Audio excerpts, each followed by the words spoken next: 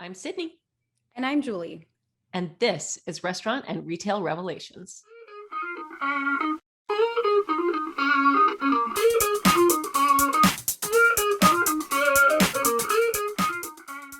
Welcome to Restaurant and Retail Revelations, a podcast made possible by Revel Systems, the leading open cloud order management platform on the market. As the name suggests, this podcast spotlights key players in the restaurant and retail industries.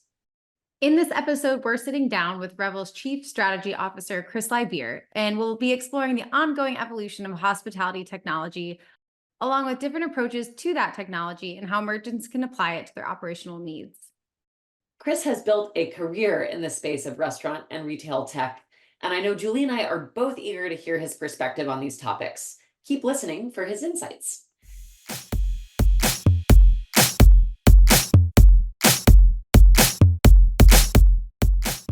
Chris, it's been a while since we featured you on Restaurant and Retail Revelations, so welcome back to the podcast guest seat. Thank you. I am thrilled to be here. So Julie and I are always excited to chat with you, but today we're especially eager to talk with you just to take an introspective look around the ever-evolving space of order management technology and the approaches merchants can take when building the tech stack that they need to actually execute those operations. So the first question that I'd like to start with for some context, our listeners may not know this, but you've actually been close to restaurant technology for quite some time, and you've witnessed some pivotal moments in the industry. So I'd love just to get your take on your background and kind of how you started this journey. Oh boy. Thanks for opening that door, Sydney. But yeah, I'll try to do it as quickly as possible. But I do think it's relevant because I think we're at a unique point in time. So I have been developing restaurant systems actually since the 1980s. And in the 80s, the first thing that happened is we went from mechanical systems to computer systems. So they were much more, they really moved from fancy calculators to something that was much more capable of managing checks and doing sophisticated things. And that was really awesome. So in the 90s and, through the first decade of 2000 and 2010 to 20, those were the prevalent systems of the day, kind of the first generation of, full computerized, either, PC or tablet cloud-based systems that ran restaurants. The thing I will note through that period of time is that the way that restaurants themselves ran was not significantly different throughout those periods of time. You had very well-defined segments, like, you went someplace to sit down at a table and eat. There was drive-throughs off the interstate. So there was some segmentation, but it was really kind of just a couple of buckets like that, even until it's only been the last 5, 8 years we've had the concept of fast casual and sort of the different versions of that. There was just not as much flexibility, right? It was one or the other, maybe the walk-up stand to get a pretzel, etc., and, the mall food court kind of thing. But that was about it. So the systems tracked the way the market worked over that time. And in fact, there was a long run of years where there was really only a couple major prevalent systems. And that's because they got so good at doing those things. It was a huge barrier to entry for anybody else to get in. And therefore, they owned the market for a long period of time. And that was the Aloha system and the Micros system. But what is happening now is something completely different. Everything has changed for restaurants. Their costs are going up astronomically, faster than ever in history, across the board: labor, real estate, food costs. The pandemic created a set of consumers who want to engage with them in a whole different way through different ordering channels. And in fact, now almost any restaurant rooftop is doing some combination of the former things. Right? They might be a table serve place that's now got people picking up food. They might have cut a drive-through window in, all around versions of fast casual, different kinds of day parts with different kinds of capabilities. So restaurants are really doing everything they can to maximize their revenue, but they're now running multiple types of restaurants under that same rooftop. So the complexity of the technology that's needed is huge. And besides the complexity that's there today, there's so much new tech coming to market with AI and vision and voice and all this other stuff that it's just pouring in to the restaurants in a way that's going to help them, but that is a lot to manage. So we had a very static run for a long time where it was, pretty much the same from 1990 to 2015, even pushing up to 2020. Now we're in a new world order, and I think we're still in the chaos of sorting that out.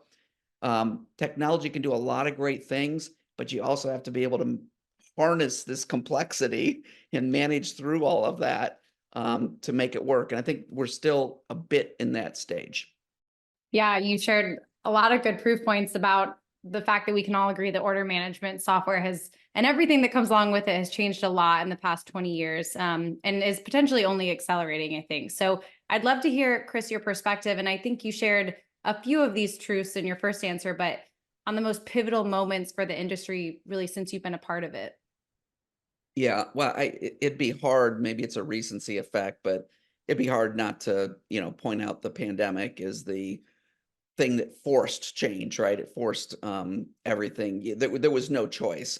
I'll still never forget in the several months after March of 2020, our company did almost nothing but help people install online ordering who had not had it installed before. Now, there were plenty of people who had it installed before, but it was the vast minority of the market, and it quickly had to become the majority of the market. So there was a forcing function there, and we're still, consumers were headed that way anyway.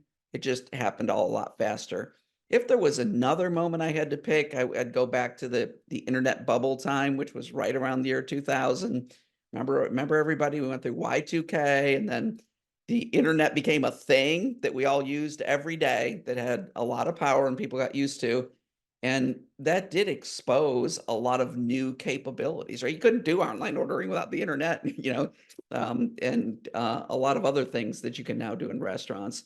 So that definitely brought the game up, but I think it was a much more gradual situation of usage through, from 2000 until 2020.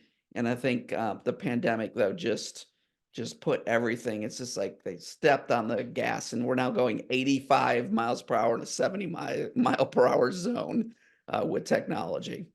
And before we really jump into just how brands can make sense of all of their new options today, and how they can kind of keep these disparate ordering channels and macro, pressures and in a place that's manageable, I do want to take a final step down memory lane. I just want to know, like, what is the first major innovation that you remember bringing to market for restaurant and retail tech? I can go all the way back far enough. It was actually in the 80s that I actually had the patent for the first electronic journal, which all that meant was we were saving the transactions electronically and then allowing you to go back and look at them. That concept didn't exist before that. Remember, when you were in mechanical, it was just a glorified calculator and you got a total. Then when we got to computers, you now had a printer and you ran the transaction, you got a receipt, but the receipt was your source of the truth at that point in time. And in the next few years, we started using the computers to capture all that data, sort it, and allow you to go look at it, which was not as easy to do with the tech back then. But you could go look up Sydney or Julie's transaction from Saturday and see, oh yeah, they bought that stuff. And they, when they got home or whatever, it turned out they were missing something. And you could have a dialogue about that based on a digital footprint. We take it for granted now. Didn't used to be the case. Paper used to be the record, but paper's no longer. I bet you probably both do your taxes with a lot of digital stuff, not a stack of paper, right? So we've come a long way, but there's a whole nother, new horizon in front of us. Yeah, thanks for humoring us for a bit. That was a great example. And it is interesting to see really just how far the industry has come. And Taking a step back, Chris, the last time you were actually in our guest seat on this podcast, we explored a very bold claim that the POS is dead. And I encourage anyone who missed that episode to go back and take a listen. I think a quick summary will be helpful right here, though. Can you elaborate a little bit deeper on the philosophy behind that statement?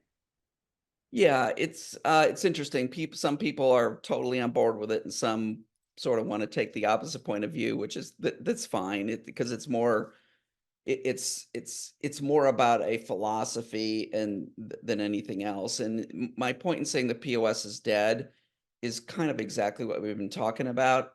Thinking of your POS as a glorified calculator and thinking that the focal point of your restaurant is pushing the buttons on that POS and that that's the most important thing is just no longer true. That was super important 30 years ago. In fact, it was a big advancement 30 years ago to be able to do complex combo ordering on a computer instead of on a mechanical register. But we've had that for a long time now. And really, all of the platforms in the industry have an adequate POS for the most part. There may be slight differences in their UIs and how great they are at drive-through speed of service or whatever, but it's relatively small. What's more important is what's going on behind the POS. How is the platform managing the transactions, moving them around, helping the entire rooftop operate well in the kitchen with the consumers, communicating out to third parties outside of the rooftop, delivery drivers, the consumers waiting for delivery drivers. There's now people all over the place that are a part of a lot of a restaurant transaction. Didn't used to be the case. It was the person standing in front of another person at the POS. No longer the case. And so when I say the POS is dead, my point is that 95% of your technology that you need has nothing to do with somebody standing in front of somebody punching buttons on a POS. It's managing all these other constituents. And in fact, I think all know that more than 60% of transactions today are not happening on a POS. They're coming from somewhere else. So I think maybe the POS isn't dead, but it's kind of frozen in time and other things are now more important.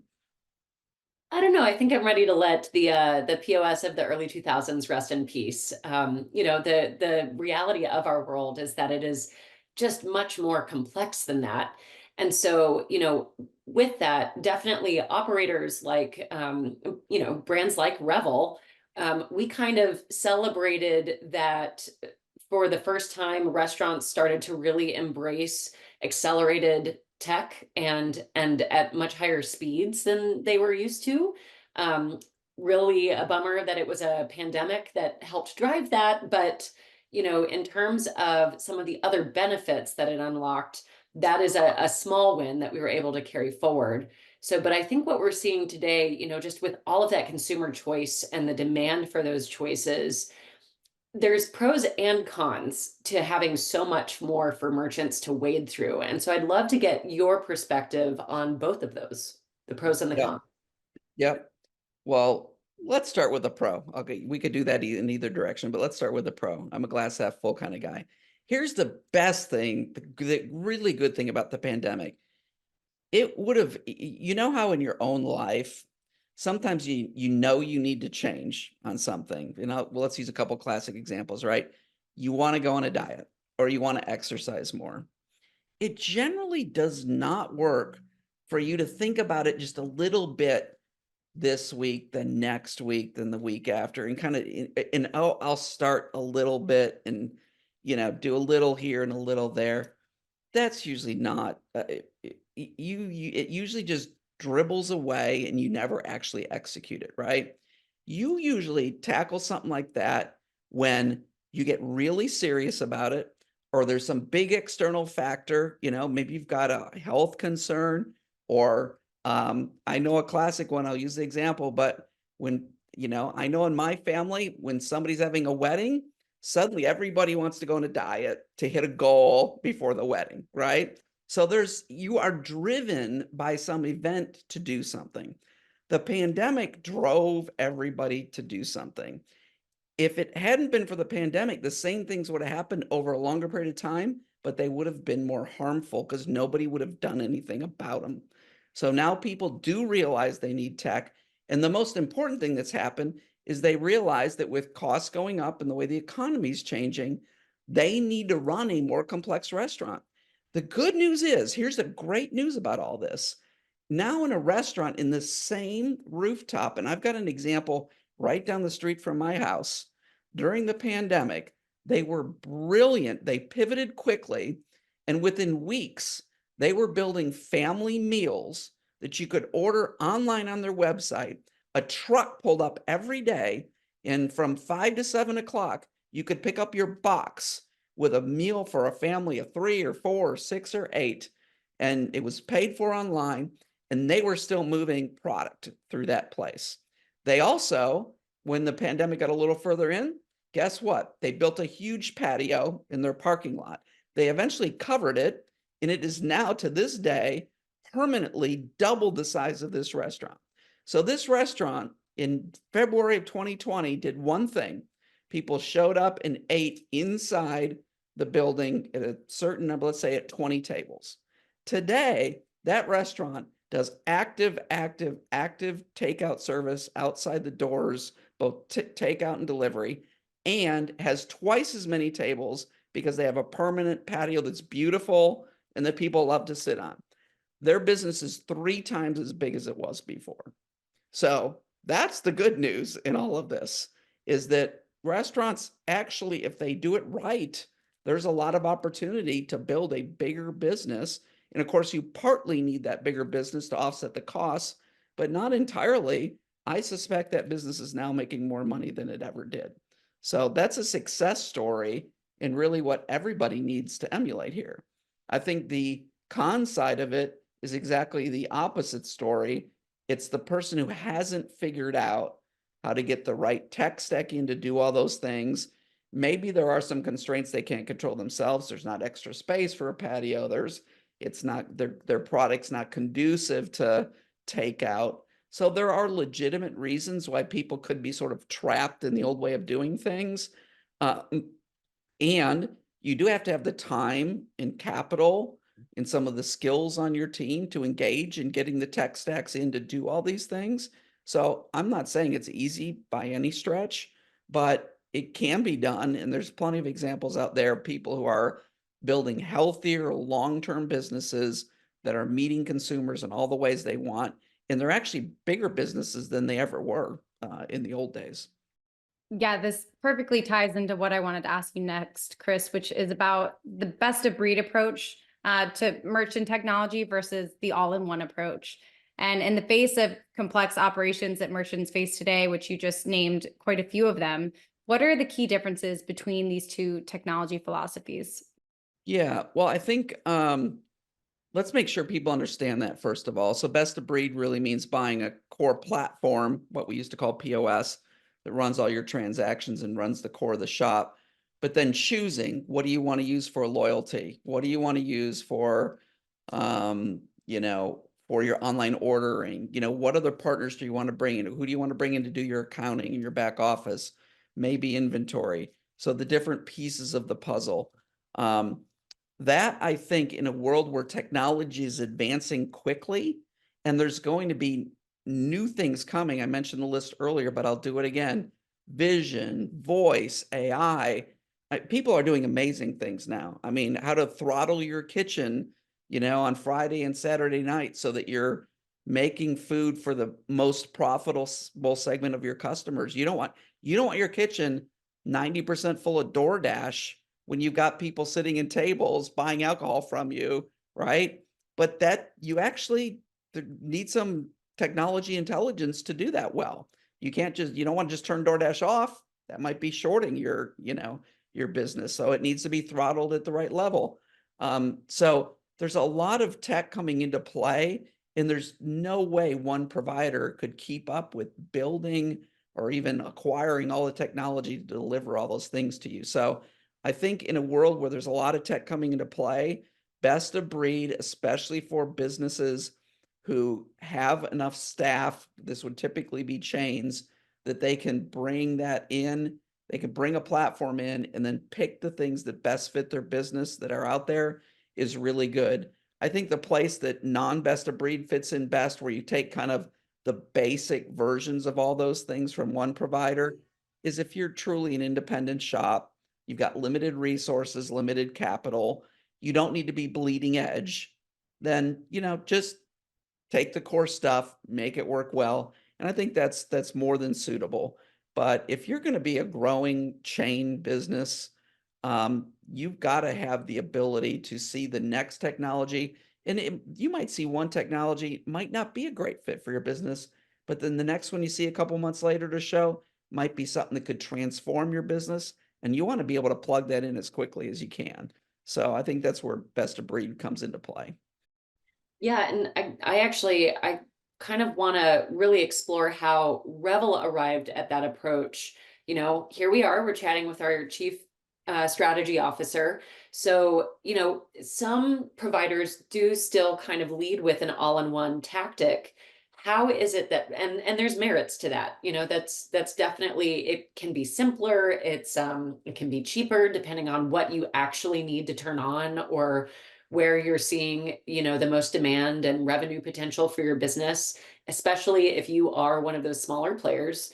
But certainly for brands that are looking to scale or are interested in exploring some of the latest, greatest to the scene, can you walk us through how Revel like landed at that best of breed approach philosophy internally as the priority, and how we were going to continue to build out our own technology offerings?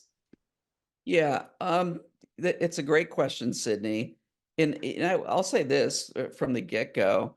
I'm not sure. It's not like one's right and one's wrong. They're just different, and they fit different parts of the market. So a lot of it's just a choice.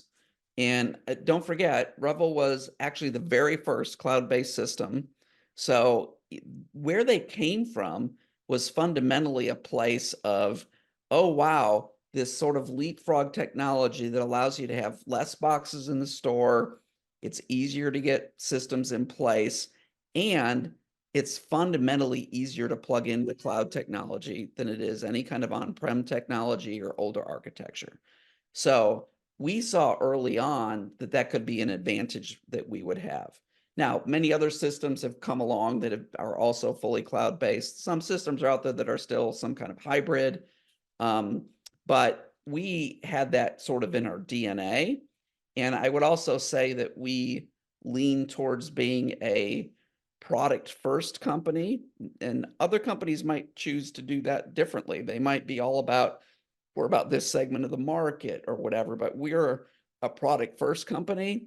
And we knew that we wanted to have the best platform in the space.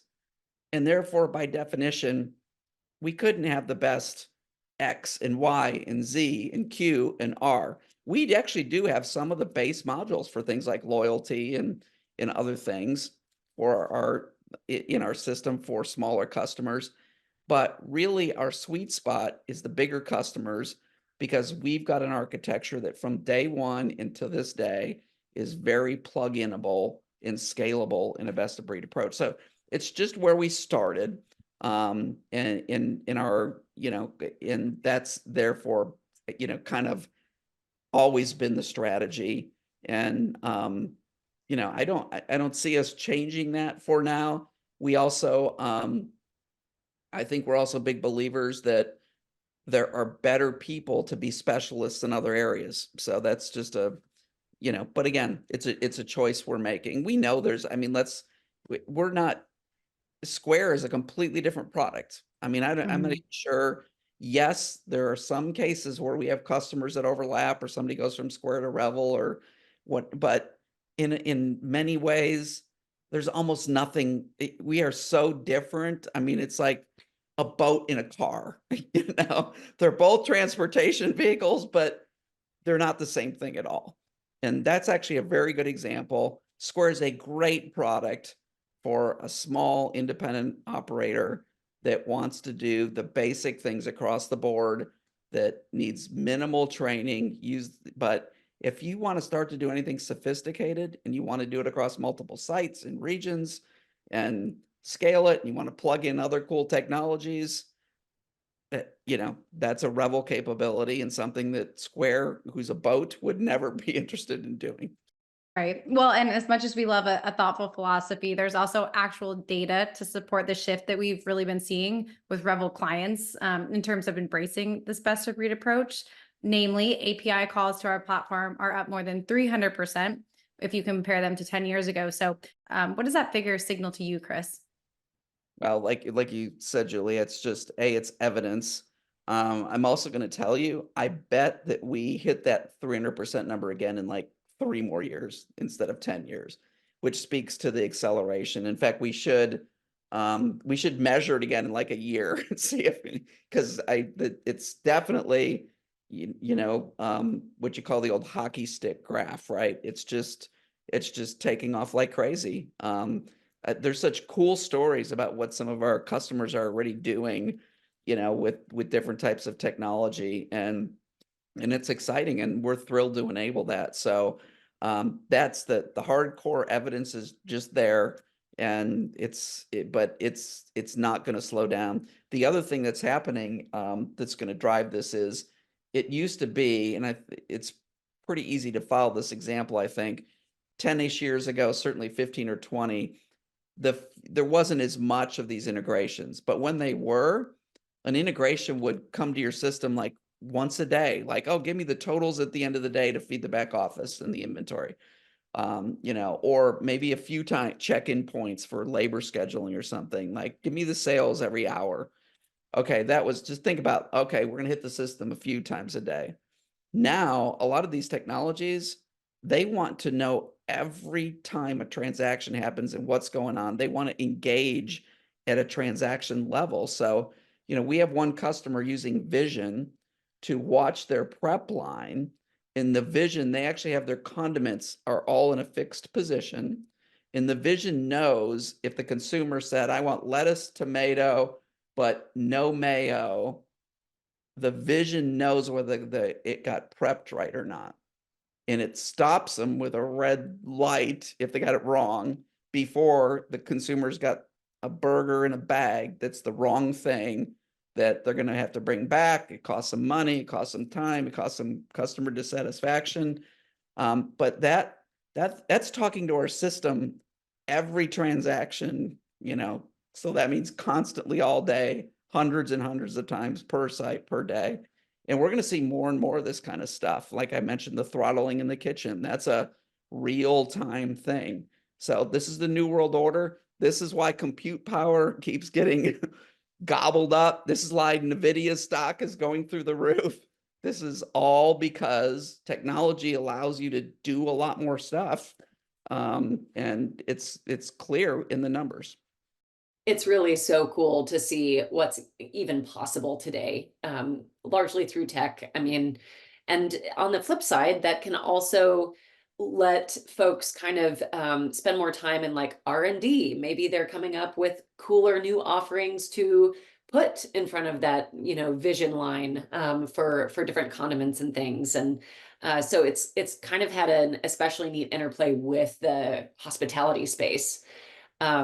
So let's say just, because there's also so much that you can do with that, almost like a frightening amount of limitless possibility. Let's say you were talking with a friend and they're a restaurant or retail operations person looking to make a change to their tech stack. What advice would you share with that friend on the key factors to look for as they're just weighing their options? I think there's a cool thing about this industry, something that just, the part I love about it. It at the end of the day is it's a hospitality industry. It's about service and the experience. The tech should kind of be in the background most of the time. Yeah, consumer may go to an online ordering site, but other than that, if you think about a restaurant that you engage with, you don't really want to see it. You just want all the right stuff to happen super smoothly. And I think if I was talking to a friend, I would say, what are you trying to accomplish at your site? And by the way, chains are very different. Some, it's all about speed, right? It's like, my people want to get through the drive-through window ASAP. Other places, it's around, a service element, obviously more table service, but even in some quick service places, it's a different mentality. They want high quality food that's hot. What are your priorities as a business?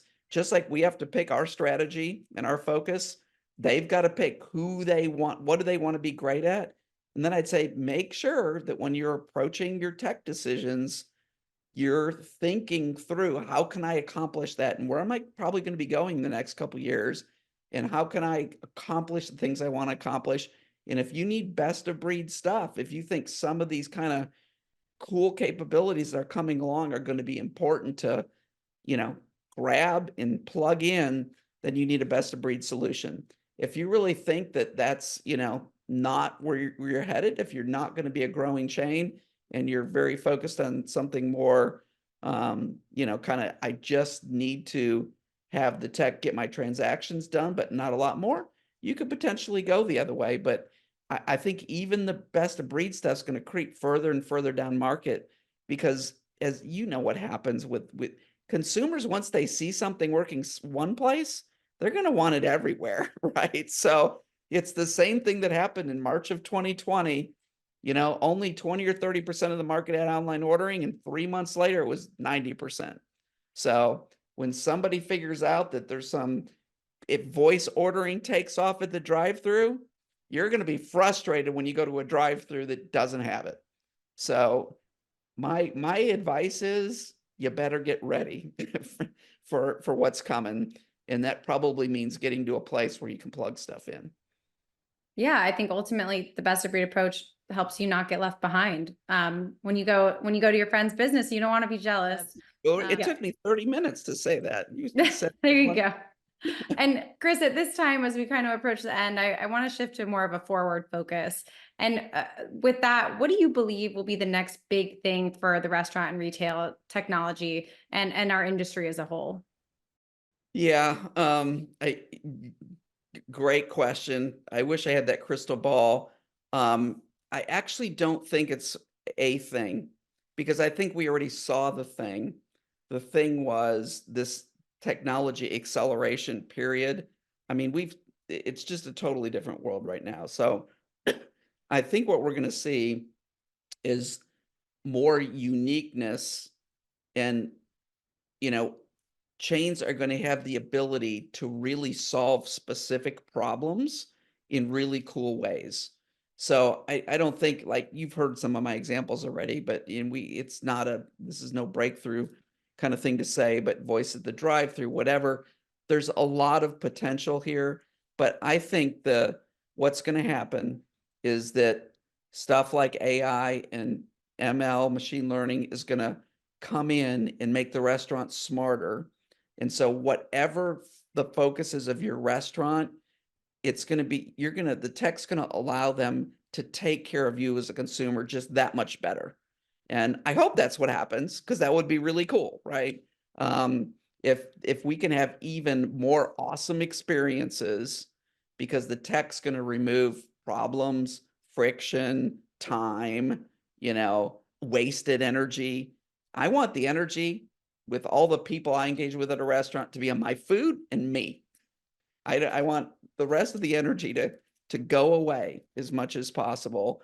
And so, whether that's a robot who's doing the fryer or whatever it takes to get there, that's what's going to be cool. So I actually hope we may be in a weird situation, Julie, where we've kind of had we're headed into this more complex restaurant world where there's more things going on at the rooftop.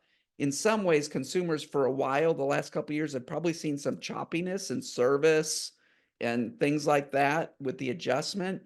But I think over time, once it gets figured out and once all the tech gets applied, we might have the best restaurant experiences we've ever had in our lives, because the restaurant is kind of running itself in the background and the people are freed up to provide incredible experiences. So that's what I think is the real upside here.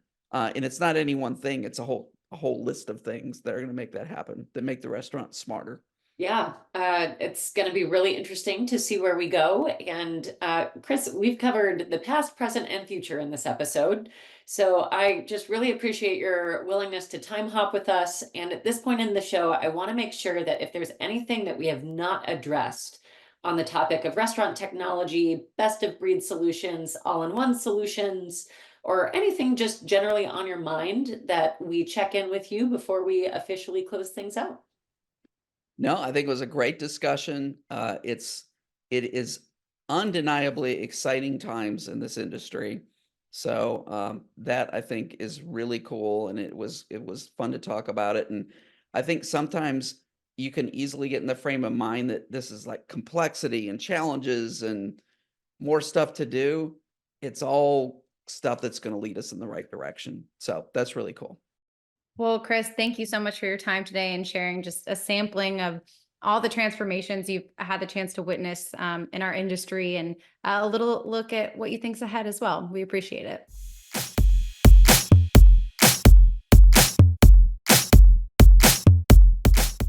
I don't know about you, Julie, but this episode has me in the mindset of possibilities. What an awesome conversation with Chris about the many changes in the industry throughout the years and with some extra acceleration as of late. I'm right there with you. What an exciting time to be a hospitality operator. And while technology is unlikely the reason most people enter this industry, it has some really neat implications for where the industry is headed next. So, as we daydream of technology and maybe something that will place our delivery orders before we even realize we're hungry or pinpoint the cuisine of our next craving, I'm really ready for that one. I'd like to extend a heartfelt thank you to all of the listeners who tuned into this episode. Make sure you never miss new podcast content by liking and subscribing to Restaurant and Retail Revelations on Spotify, Apple Music, YouTube, or wherever you get your podcasts. We'll be back soon with even more revelations.